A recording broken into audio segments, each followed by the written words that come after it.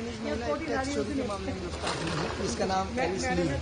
ठीक, क्या कंपनी का नाम है? ये टेक्नो इंडिया लिमिटेड है। ये डिस्प्ले बनाती है। अच्छा, इस पे क्या आरोप लगे हैं? Take India limited. इन पे आरोप लगे हैं कि इनको जो डिस्प्ले ये माल सप्लाई करते थे बनाने के बाद तो 28% की जीएसटी देनी होती थी, लेकिन इन्होंने 18% की जीएसटी केवल दिया। 10% की जीएसटी की इन्होंने चोरी की भारत सरकार की। 10% की जो लगभग 9 करोड़ के आसपास बैठती है, उसी आरोप में इन्हें जीएसटी डिपार्टमेंट गौतम बुद्ध नगर के द्वारा गिरफ्तार किया गया है और अब न्यायालय में पेश किया गया है, जिसकी सुनवाई 2 बजे स्पेशल सीजन न्यायालय में होगी। गवर्नमेंट ऑफ इंडिया का एसपीपी लक्ष्य कुमार सिंह, ये ली टेंग एक महिला है जो टेक इंडिया लिमिटेड में ये नौकरी करती है।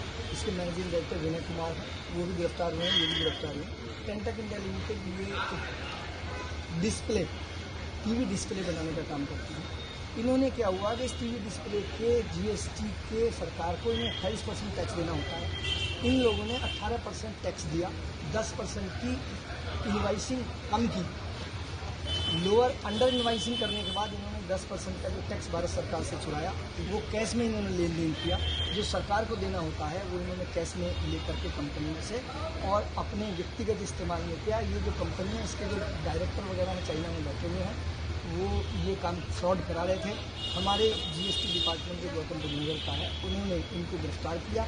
उन्होंने लगभग 27 करोड़ के आसपास का ये मामला कैश में किया, जिसमें भारत सरकार का 9 करोड़ रुपए के आसपास का इनको टैक्स देना था। उस टैक्स में जब इन्वेस्टिगेशन की गई तो इन्वेस्टिगेशन में पाया गया कि टेक इंडिया लिमिटेड के जो मैनेजिंग डायरेक्टर हैं मिस्टर विनय कुमार और ये जो लेडी है जो नौकरी करती थी एलिस ली और ली टेंग, ये कैश लेन देन का काम करती हैं। उनके जो अकाउंटेंट हैं उन्होंने ये बताया कि ये हमसे 10% का जो टैक्स लोअर टैक्स इनवाइसेस काटते थे उसका एक कैश लेते थे और कैश लेने के बाद ये भारत सरकार को जमा नहीं करते थे। ये इन पे आरोप है। इनको पकड़ के कोर्ट में पेशी हुई। हाँ, कोर्ट में अभी पेशी हुई है, लेकिन ऑनरेबल कोर्ट में जो स्पेशल सीजन है उन्होंने अभियुक्तों को 2 बजे तक का टाइम दिया है कि नेचुरल जस्टिस के लिए इनको इनके लॉयर को सुना जाएगा।